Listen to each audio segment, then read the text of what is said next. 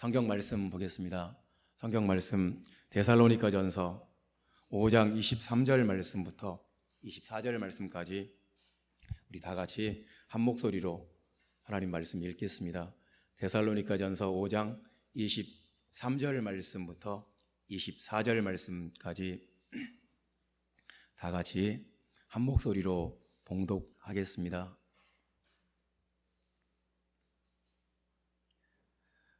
다 같이 읽겠습니다. 평강의 하나님이 친히 너희를 온전히 거룩하게 하시고 또 너희의 온 영과 혼과 몸이 우리 주 예수 그리스도께서 강림하실 때에 흠없게 보존되기를 원하노라. 너희를 부르시는 이는 미쁘시니 그가 또한 이루시리라. 아멘. 아멘.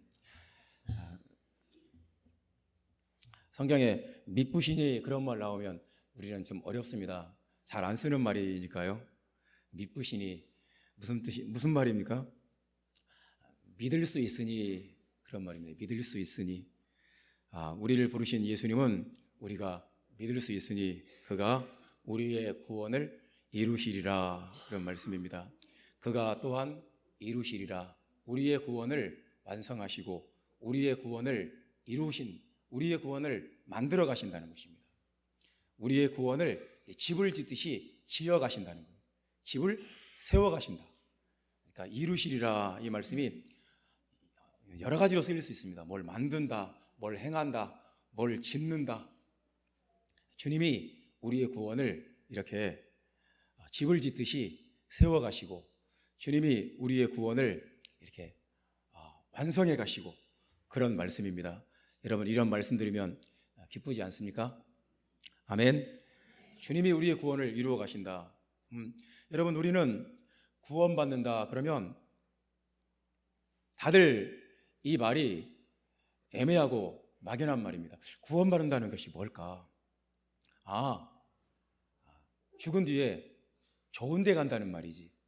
우리는 대부분 그렇게 생각해요. 여러분 구원받았습니다 그러면 죽어서 좋은 데 간다는 말이구나. 예수 믿고 천국 갑시다 그러면 죽은 뒤에 좋은 데 가자는 말이구나. 우리는 구원받는다는 것에 대해서 그렇게 생각해요. 구원받는다는 말이 참 우리는 어렵습니다. 우리는 신라 1000년, 고려 500년, 한 1500년 가까이를 그냥 불교의 세계 속에서 불교의 그 관점으로, 불교의 그 세계관으로 살았습니다. 그리고 또 조선 한 500년 동안을 유교의 문화권에서 유교의 관점으로 삶과 죽음을 바라보는 관점이 유교의 관점이에요. 그러다 보니까 우리는 거기서 잘 벗어나질 못해요. 불교에서 가르치는 것이 너 착한 일하고 덕을 쌓고 공덕을 쌓고 그래서 성불하면 너는 좋은 데 간다. 좋은 데 간다. 이게 불교적인 관점 아닙니까? 그리고 유교에서도 저 세상에 저 저승에 가서 좋은 데 간다. 우리는 구원받는다 그러면 자동적으로 그런 생각이 딱 떠오릅니다. 죽은 뒤에 좋은 데 가는 것, 천국 가는 것, 죽은 뒤에 지옥 가지 않고 죽은 뒤에 좋은 데 가는 것, 우리는 이게 구원이라고 생각합니다. 그런데 오늘 본문의 말씀에는 구원에 대한 이미지로 가득 차 있습니다. 구원에 대해서 이것이 구원이다, 이것이 구원이다. 우리는 성경에서 말하는 구원에 대해서, 오늘 본문에서 말씀하는 구원에 대해서 말씀을 찾아보면서 보겠습니다. 2절 말씀 보면 주의 날이 밤에 도둑같이 이룰 줄을 너희 자신이 자세히 알기 때문이다. 어느 날 주님의 날이 임한다는 거예요. 주님의 날, 그날 우리가 구원받는다는 거예요. 주님의 날, 주님이 모든 것을 다 드러내시고 나타내시고 심판하시고 주님이 구원하시는 날이 있다는 거예요. 우리가 그날 구원받는 그 어떤 시점과 그 날짜가 있어요. 그 날을 우리가 알 수는 없지만 주님이 오셔서 온 세상을 심판하고 하나님의 백성들, 자기 백성들을 구원하는 날이 있어요. 그날이 어떤 사람에게는 고통과 멸망의 날입니다. 3절 말씀에 보면 해산의 고통이 이름과 같이 멸망이 갑자기 그들에게 이르리니 결코 피하지 못하리라. 그러니까 이 세상에는 구원받는 사람과 구원받지 못하는 사람은 딱 나눠져요. 분명히 구원은 있어요. 구원받아야 돼요. 구원받지 못한 것은 고통과 멸망이에요. 고통과 멸망의 날이 있고 어떤 사람에게는 그날이 구원의 날이 됩니다. 여러분, 우리가 지금은 구원받은 사람과 구원받지 못한 사람 별 차이가 없습니다. 그냥 구원받은 사람이나 안 받은 사람이나 똑같이 세상 살아가고 똑같이 세상에서 똑같이 아프고 힘들고 버티고 견디면서 살아갑니다.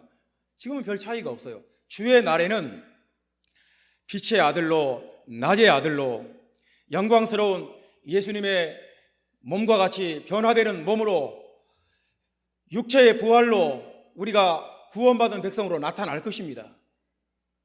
구원받지 못한 사람에게는 그날은 고통과 멸망과 슬픔과 저주의 날이 된다니까요. 여러분, 구원받는 것은 분명히 있습니다.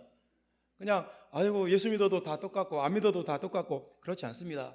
복음을 믿고 구원받는다는 것은 이 세상에서 내 삶의 가장 위대한 일이고 가장 놀라운 일인 것을 여러분 믿으시기 바랍니다.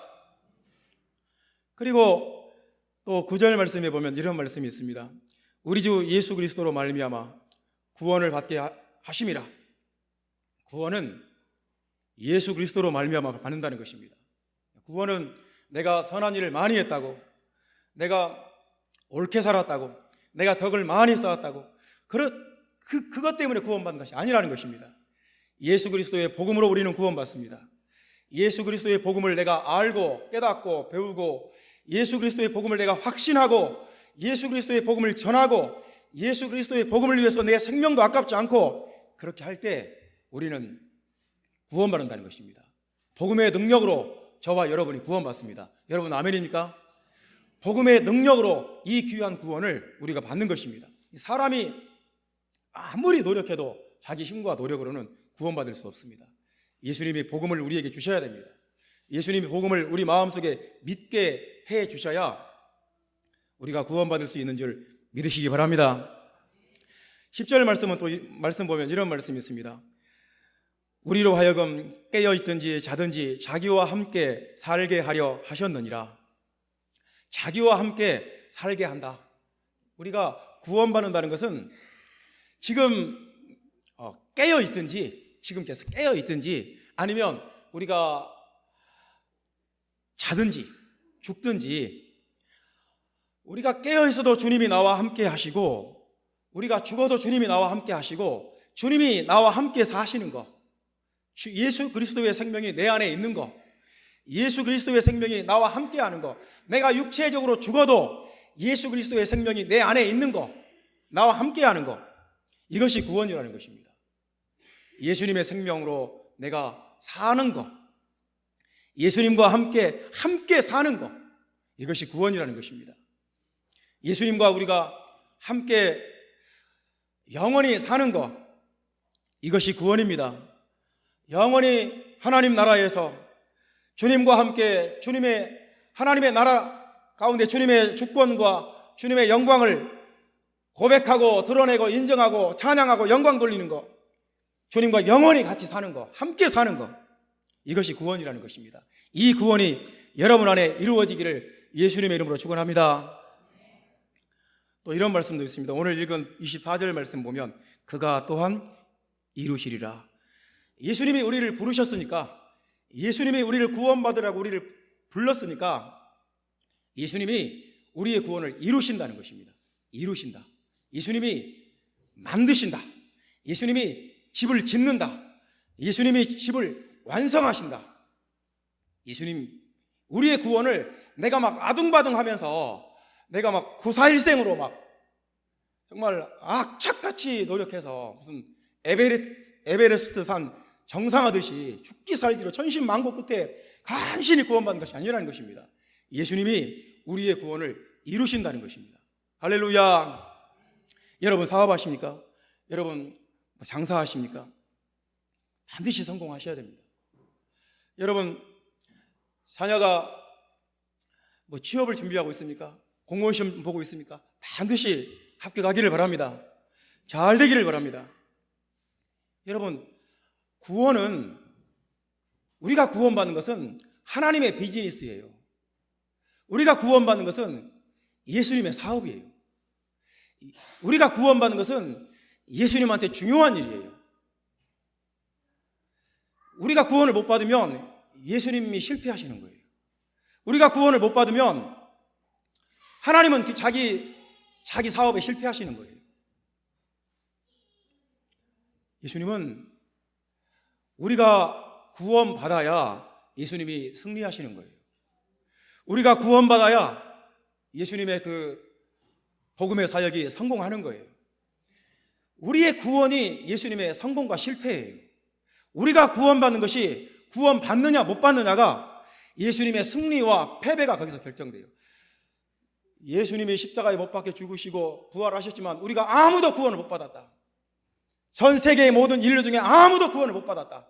마귀가 이긴 겁니다. 예수님은 우리를 구원시키고 싶어 해요.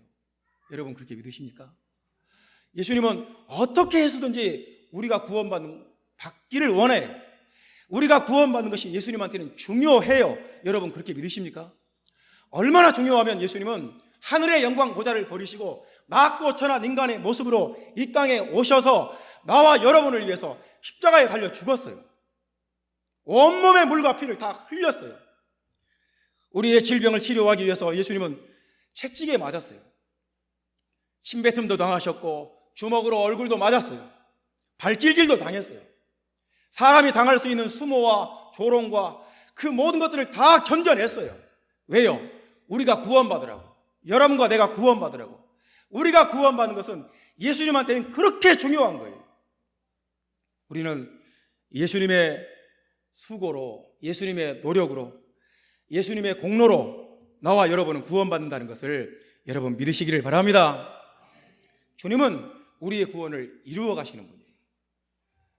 그렇다면 우리는 주님의 그 구원에, 우리를 구원하시는 주님의 그 구원 사역에 동참하는 사람이 되어야 돼요. 예수님이 우리를 구원하시는구나. 이렇게 우리의 구원을 이루어 가시는구나. 예수님이 우리의 구원을 이렇게 만들어 가시는구나. 예수님이 우리의 구원을 이렇게 완성해 가시는구나. 그걸 알았다면 우리는 예수님의 사역, 예수님의 그 구원하시는 그 사역을 동참해야 돼요. 그 사역을 우리가 방해할 수도 있고 우리가 예수님의 그 구원 사역에 동참할 수도 있습니다. 여러분 아멘입니까? 그래서 예수님의 구원 사역에 동참하는 사람, 예수님의 그 구원 사역에 함께하는 사람에 대해서 오늘 말씀을 보겠습니다. 어떤 사람이 예수님과 함께 구원을 이루어가는 사람인가? 어떤 사람이 예수님과 함께 구원을 완성해가는 사람인가? 어떤 사람이 예수님과 함께 구원을 위해서 역사하는 사람인가? 첫 번째 말씀입니다. 12절 말씀 다 같이 읽겠습니다. 형제들아, 우리가 너희에게 구하노니 너희 가운데서 수고하고 주 안에서 너희를 다스리며 권하는 자들을 너희가 알고. 하나님께서 우리의 구원을 이루시기 위해서, 여러분과 나를 구원하기 위해서 교회 안에 리더십을 세우신다는 말입니다. 하나님께서는 여러분과 나를 구원하기 위해서 교회 안에 리더십을 세우세요. 목회자를 세우고 장로님을 세우고 안수집사를 세우고 교회 안에 리더십을 세워요. 여러분 그렇게 믿으시면 아멘 합시다. 우리는 모두 똑같은 형제 자매입니다. 우리는 모두 똑같은 지체입니다. 똑같이 왕같은 제사장들입니다. 우리는 모두 하나님의 은혜의 보좌 앞에 똑같이 나아갈 수 있습니다. 그런데 하나님은 여러분과 나의 구원을 위해서 반드시 그 가운데 리더십을 세우세요. 그래서 교회 안에는 반드시 너희 가운데서 수고하는 자들이 있습니다. 주 안에서 너희를 다스리며 다스리는 자들이 있습니다. 권하는 자들, 위로하는 자들, 격려하는 자들, 잘 믿으라고, 복음을 지키자고, 믿음을 지키자고 끝까지 승리하자고 권하는 자들이 있다는 것입니다. 이 리더십을 알고 인정하라는 것입니다. 리더십을 알고 존중하라는 것입니다. 나도 얼마든지 기도하고, 나도 얼마든지 성경 보고, 나도 얼마든지 하나님의 음성을 듣고 있어. 그래도 그 리더십을 하나님이 세우셨다는 것입니다. 너희 가운데 수고하고 다스리고 권하고 이런 역할을 하는 사람, 하나님이 교회 안에 리더십으로 세우셨다는 것입니다. 예수님과 함께 자기의 구원을 완성해 가는 사람, 예수님과 함께 자기의 구원을 이루어가는 사람은 이 리더십을 존중하고 리더십을 알고 리더십을 인정하는 사람이라는 것입니다. 그러면 누가 교회의 리더인가? 누가 교회의 리더가 될 수 있는가? 13절 말씀 다 같이 읽겠습니다. 그들의 역사로 말미암아 사랑 안에서 가장 귀히 여기며 너희끼리 화목하라. 아멘. 가장 귀히 여기며, 그런 말씀이 나왔습니다. 그러니까 교회 안에서 하나님의 리더로 세우는 사람은 교회 안에서 가장 귀한 사람이라는 것입니다. 아주 가장 존경받는 사람이 교회의 리더가 된다는 것입니다. 교회 안에서 없어서는 안 될 사람. 우리는 귀한 사람 중에서도 가장 귀한 사람이 교회 리더가 된다는 거예요. 그러니까 내가 이 교회 리더가 되겠다, 내가 이 교회 목회자다, 내가 이 교회를 주관하는 사람이다, 이런 사람이 아니라는 것입니다. 교회 리더는 하나님의 성도들이 가장 귀하게 여기는 사람. 저분은 너무 귀해, 저분은 너무 소중해, 저분이 없으면 우리 교회 안 돼.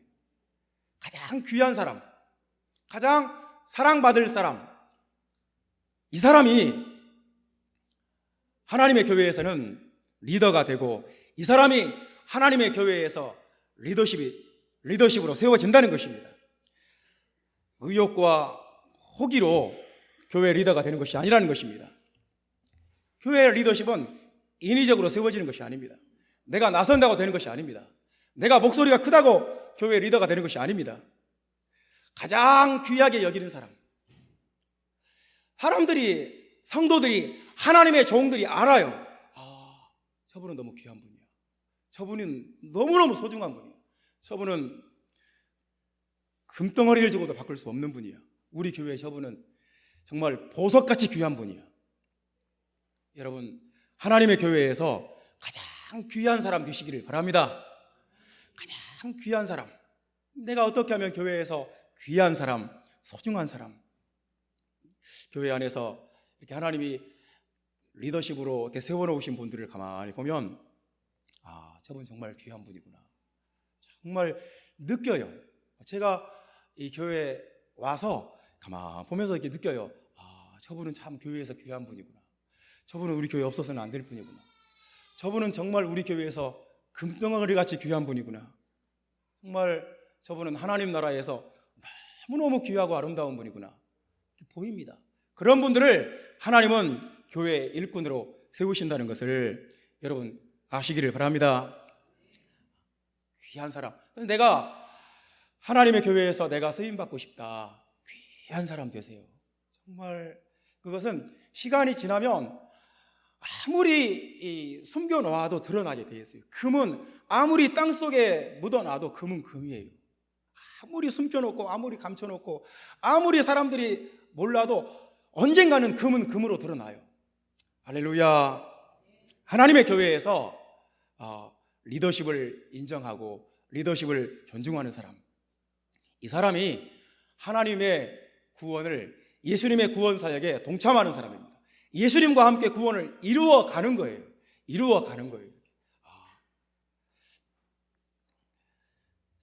에덴 교회가 있습니다. 우리 교단에 에덴 교회가 있는데, 이 교회는 저기 충북 보은 속리산 일단 한 골짜기에 있는 교회예요. 저도 그 교회 가서 그 집회를 한번 해본 적이 있습니다. 그냥 한 3박 4일 가서 집회를 했습니다. 근데 얼마나 산골짜기냐면 정말 깊은 골짜기예요. 그냥 산골짜기. 토끼가 나오겠다 싶을 정도로 고라니가 튀어나오겠다 싶을 정도로 깊은 골짜기에 있는 교회입니다. 근데 그 교회에 제가 집회를 갔을 때 점심 때 교회에 이렇게 있으면 그 교회 할머니 권사님이 함지박에 밥을 이고 오시더라고요. 근데 그 권사님이 자기가 산에 가서 직접 그 나무를 땄다는 거예요. 목사님 이것은 무슨 나무입니다.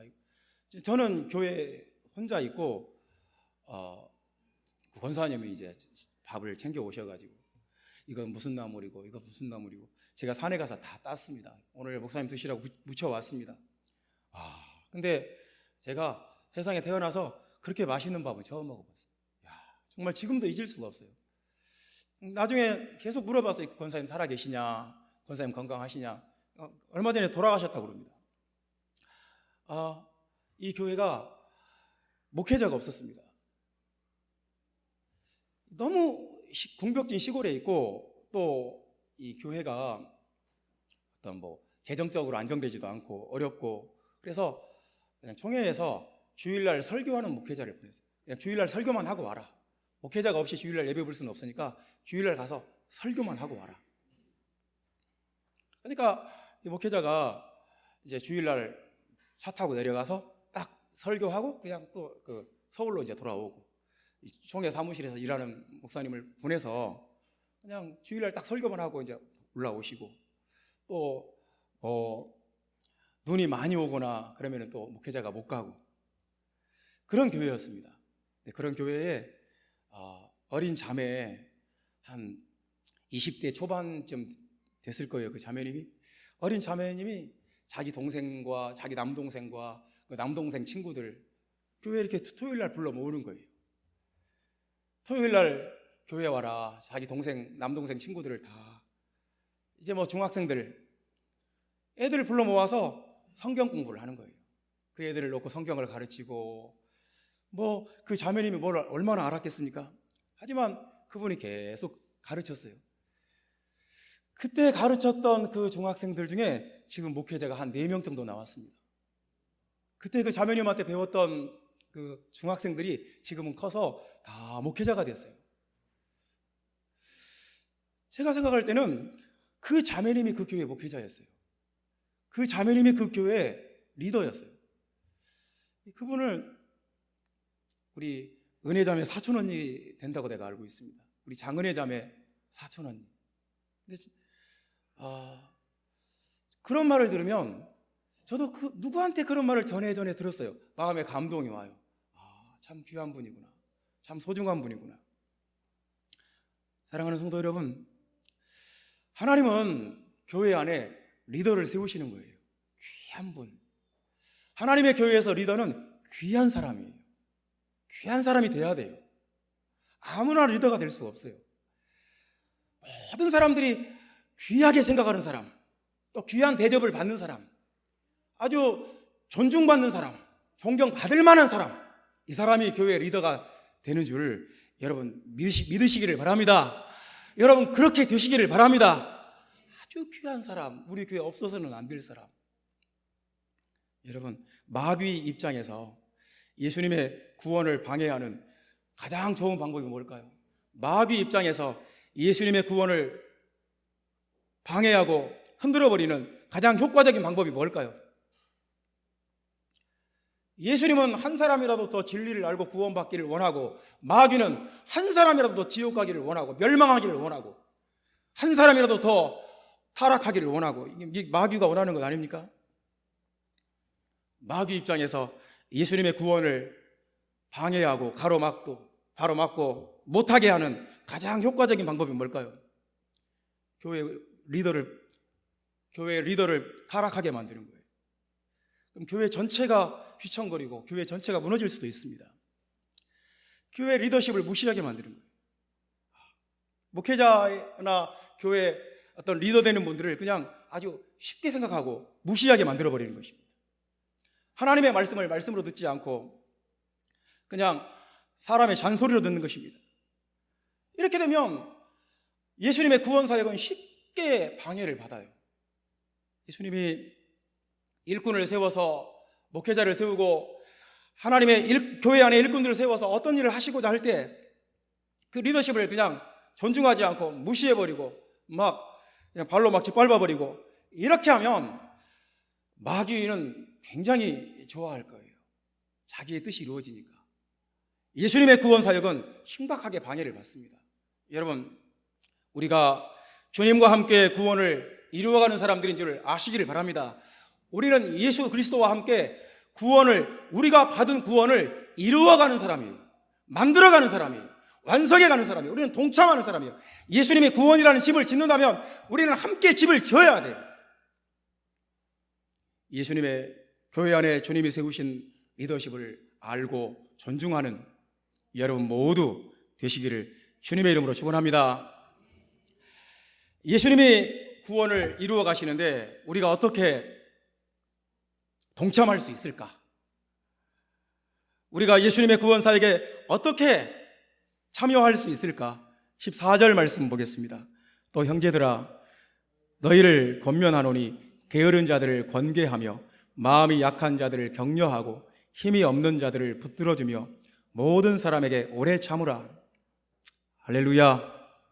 뭘 하라고 자꾸 말합니다. 권계하며 격려하며 붙들어주며 오래 참으라. 예수님의 구원 사역에 동참한다는 것은 이렇게 하는 것입니다. 우리가 서로 간에 사랑하는 성도들에게 믿음이 약하고 믿음이 연약한 사람, 게으른 사람 권계하라고 그랬습니다. 마음이 약한 사람들을 격려해 주라고 말씀합니다. 힘이 없는 사람 붙들어 주라고 말합니다. 모든 사람에게 오래 참으라고 말합니다. 그러니까 우리는 서로가 서로에게 이렇게 할 수 있어요. 권계할 수 있고 격려할 수 있고 위로할 수 있고 붙들어 줄 수 있고 서로가 서로에게 이렇게 덕을 세워줄 수가 있어요.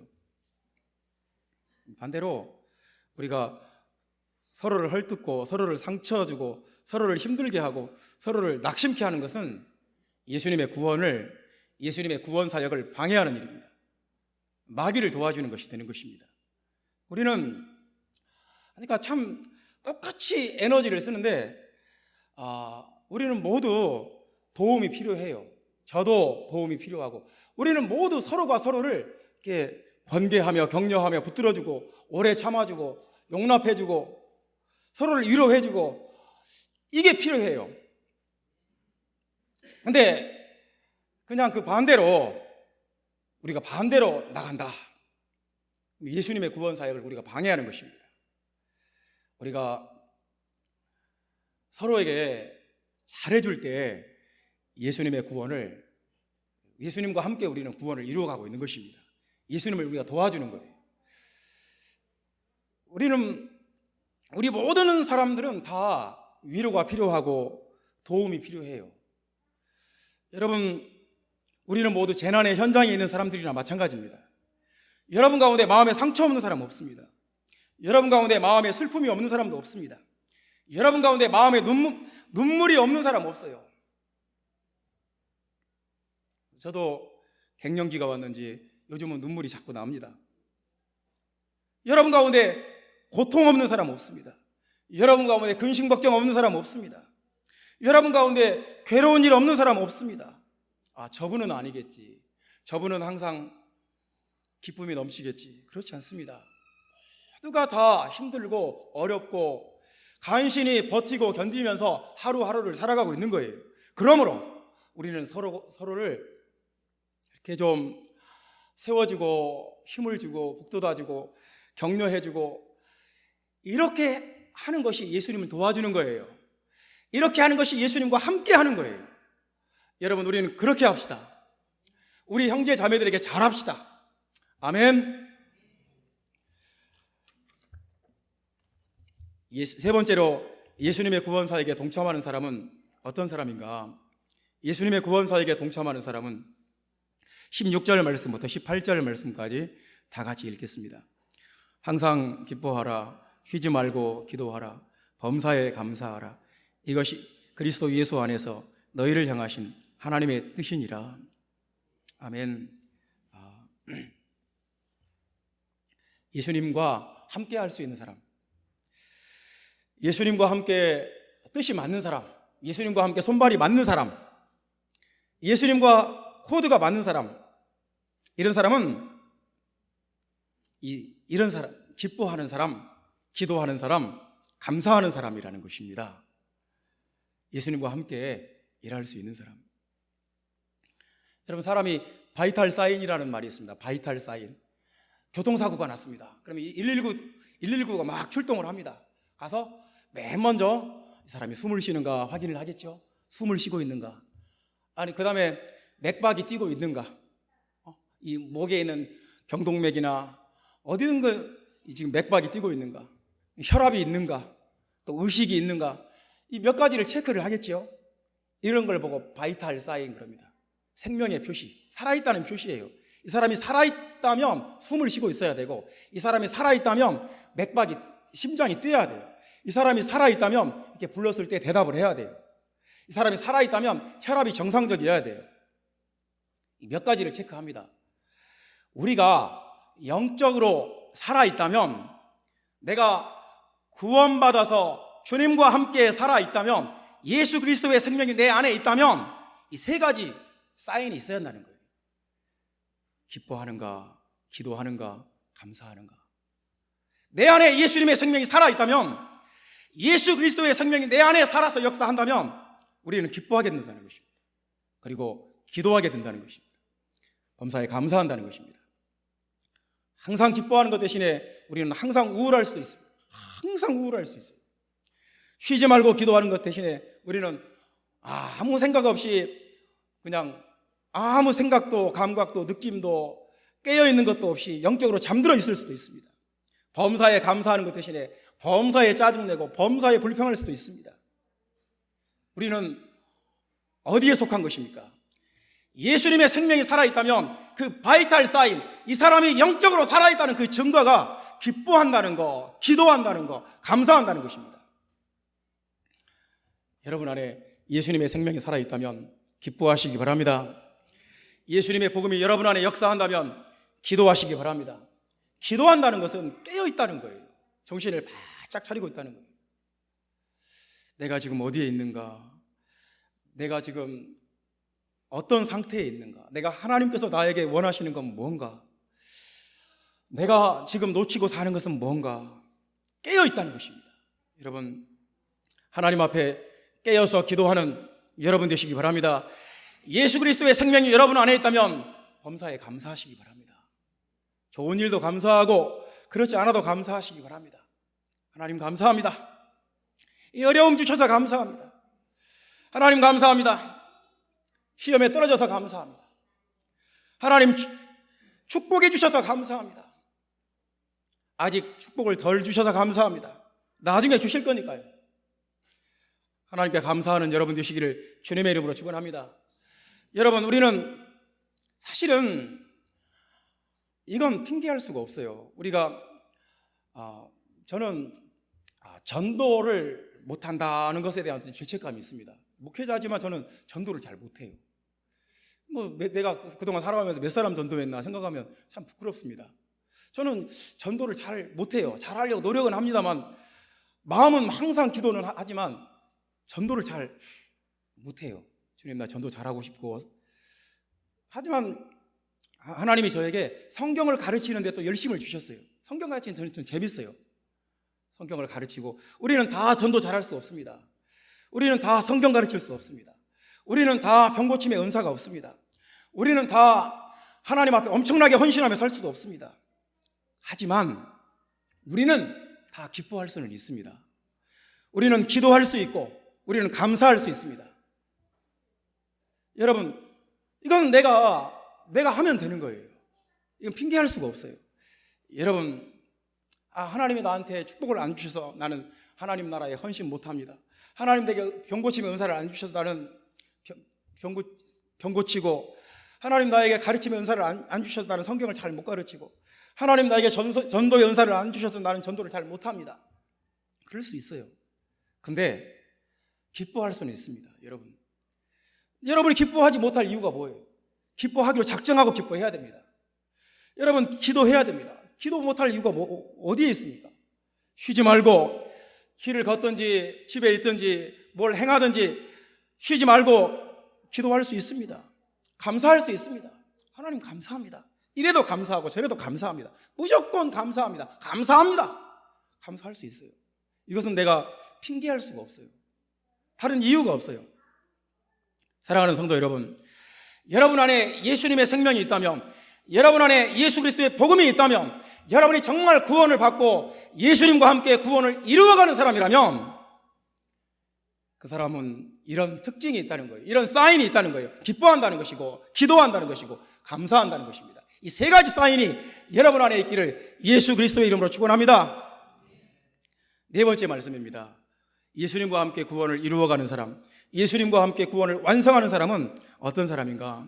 19절부터 20절 말씀까지 읽겠습니다. 성령을 소멸하지 말며 예언을 멸시하지 말고 범사에 헤아려 좋은 것을 취하고 악은 어떤 모양이라도 버리라. 아멘.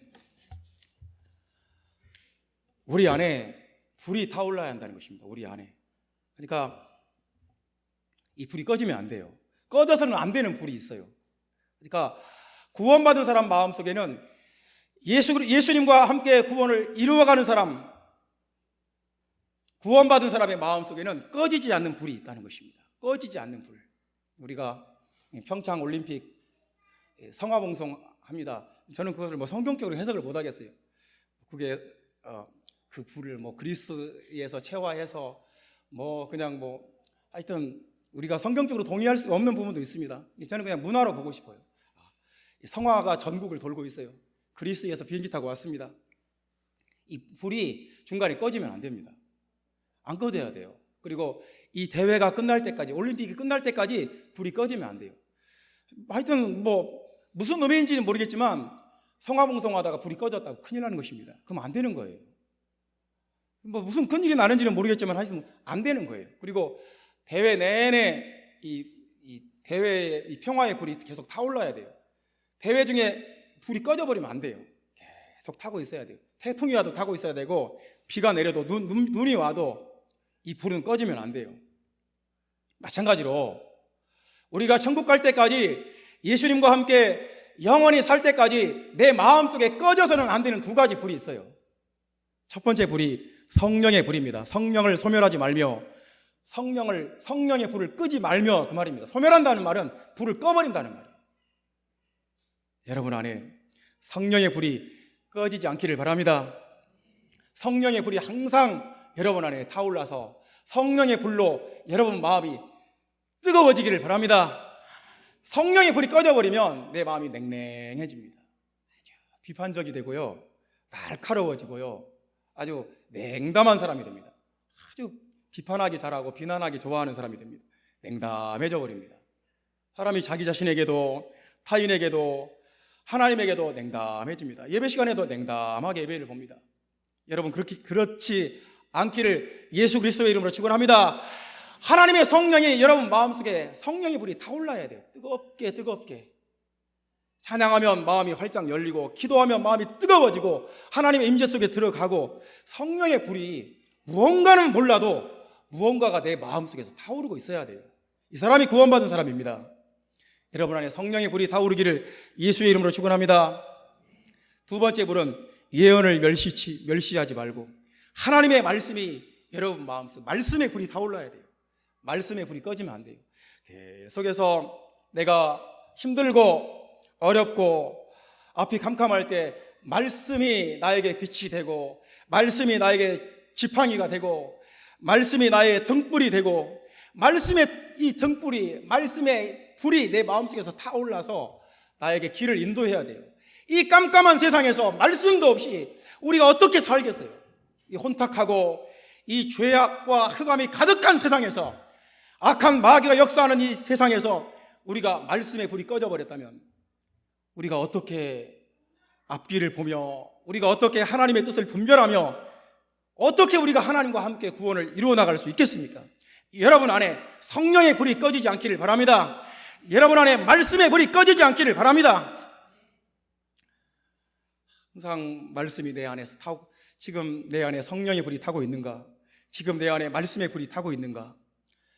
여러분, 악은 모양이라도 버리라고 그랬습니다. 악은 우리가 어떤 죄악 가운데 들어가면 그 악은 우리 마음속에 불을 꺼버려요. 한순간에 꺼버립니다. 성령의 불도 꺼버리고 말씀의 불도 꺼버리고 기도의 불도, 모든 하나님의 은혜의, 하나님의 임재의 불을 다 꺼버립니다. 악은 모양이라도 버리라. 악은 불 끄는 소화기예요. 우리 교회 안에, 우리 안에 성령의 불을, 말씀의 불을 꺼버리는 것이 바로 악한 것입니다. 모양이라도 버리라는 것입니다. 여러분 안에, 아름다운 교회 안에 성령의 불이 타오르고 말씀의 불이 뜨겁게 타오르게 되기를 예수 이름으로 축원합니다. 기도하겠습니다.